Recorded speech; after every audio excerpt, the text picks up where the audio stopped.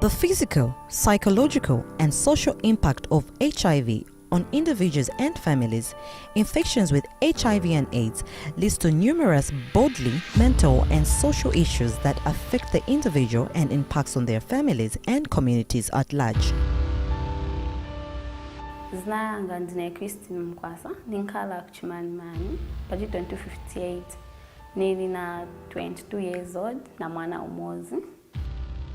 Christine Mukwasa is one of the DREAMS beneficiaries at Ngungu Dreams Center in Kabwe, who was enrolled and taken through the stepping stones methodology, thus accessing services such as HIV counseling and testing, as well as family planning with her sexual partner.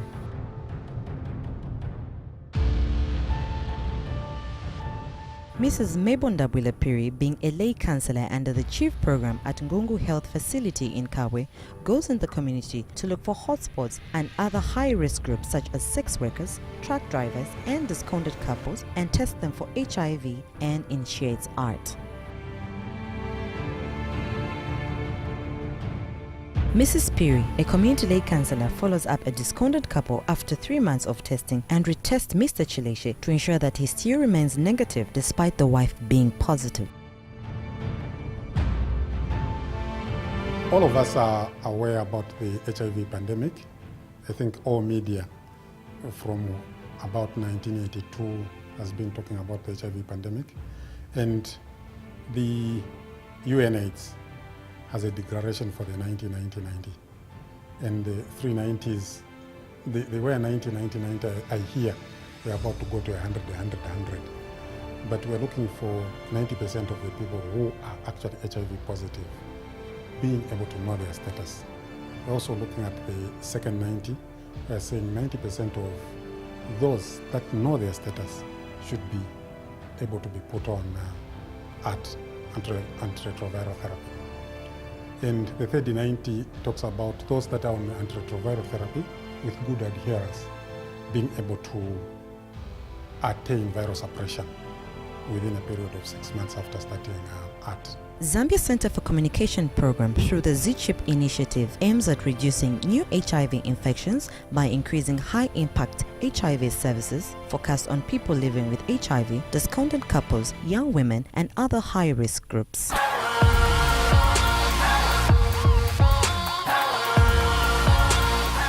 ZCCP has been operational from 2002 in April, basically focusing on implementation of the HIV programs, but we moved into other health issues, which include gender-based violence, ending child marriages, environmental issues.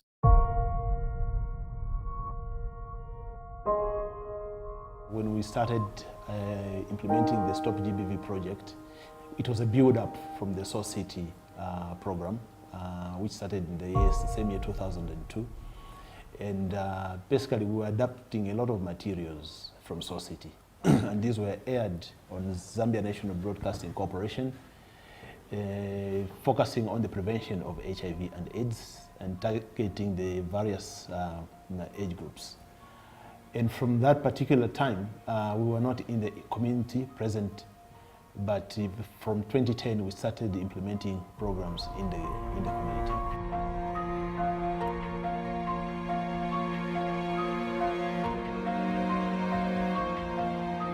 But really as a project, the Zambia Community HIV Prevention Project, we are working especially on the first and the second 90s to ensure that people are able to know their status. They are put on ART, and we work with partners that help us to ensure that the 3090 as well is attained.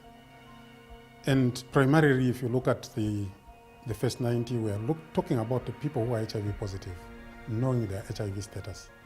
From that, you can clearly see the prevention aspect of it already.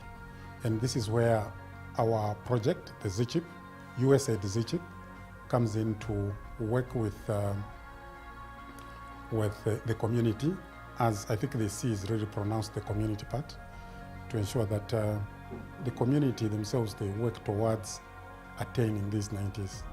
And the project goal really looks at us working together to be able to reduce new HIV infections with a key focus on priority populations.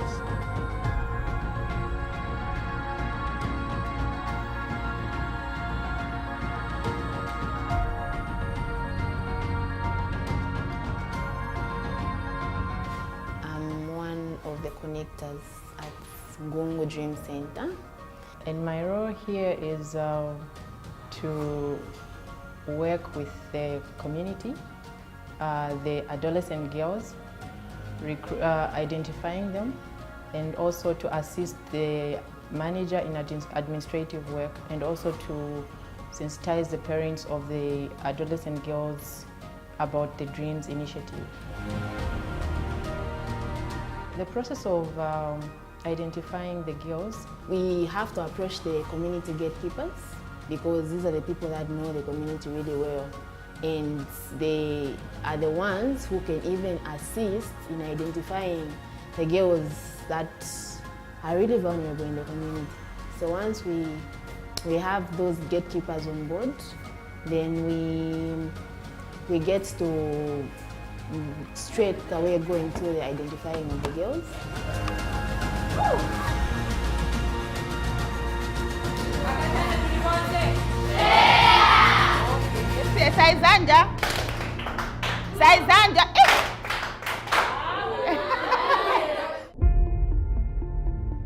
Our role as Zambia Community HIV Prevention Project is to ensure that our goal of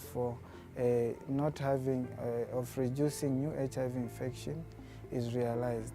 And in doing that, we work closely with government structures like the district health office. Where we go, they give us the issues of prevalence rate in the district, because this is spotted countrywide that it's one of the high prevalence rated places where HIV thrives. So we try to look at where HIV is hiding. In order for us to prevent it, we need to go to where it is and try to catch it from there.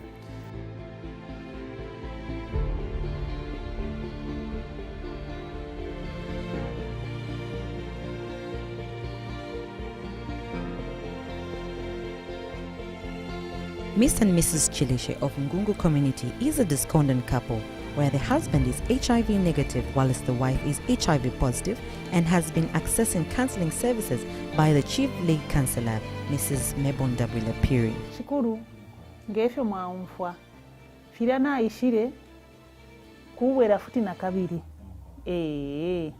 ukweba titwise tupempulane tali nalisaranda ukweba tikula ba window period. Looking at people living with HIV and AIDS, we're looking at the discordant couples as well. Then the non-injectable, injecting drug users. So these are the populations that we are working with. If you look at these populations, there are populations that are at risk, a higher risk than the general population to acquire HIV. Hello, twalasambilira pali HIV and AIDS sign.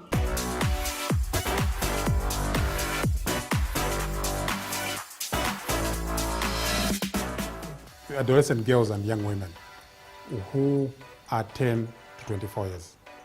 They are usually categorized and into 10 to 14. 10 years kufika pa 14 years isenuku.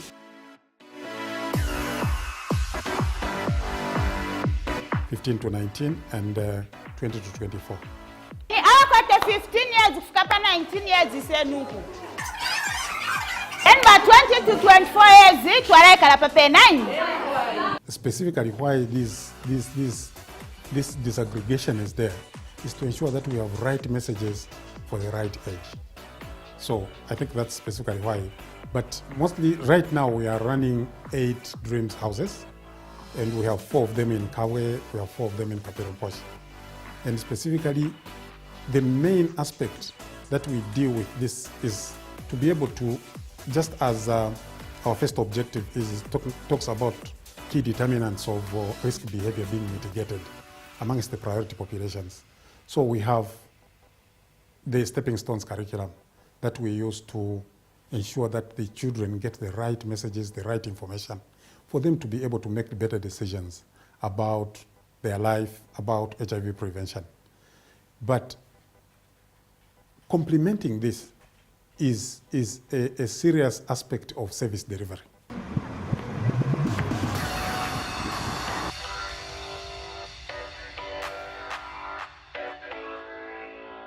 We find them in schools, especially for the 10 to 15.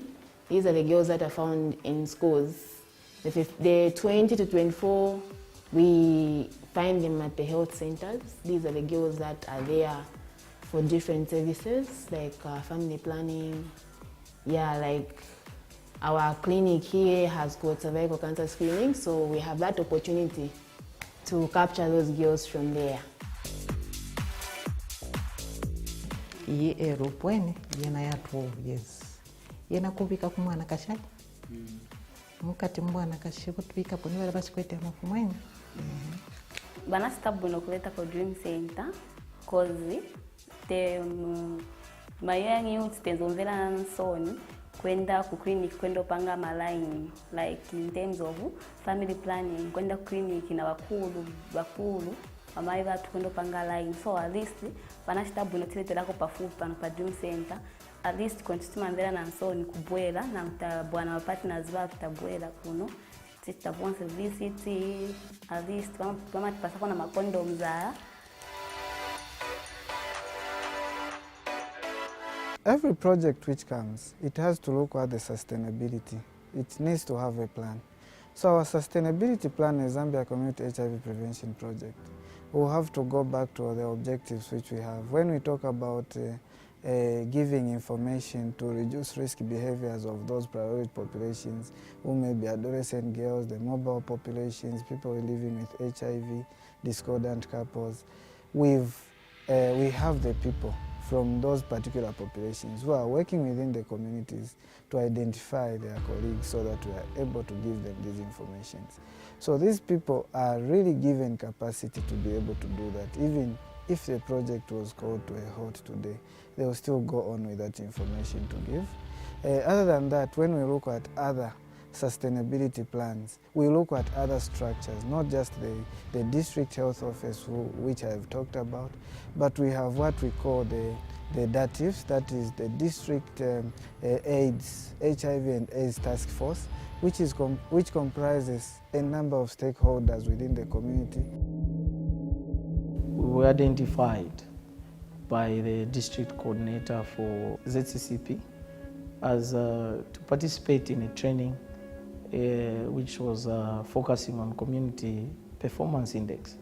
When the performance index training came up through the coordinating office, ZCCP, we were very delighted as an office that our efforts will now be enhanced and maybe learn new trends and best methodologies of how to increase the intervention and the prevention itself, working with other stakeholders. How do you mobilize these resources to ensure that we are focusing on one common goal? I think for me that was an exciting moment, and I must say it was a wonderful experience.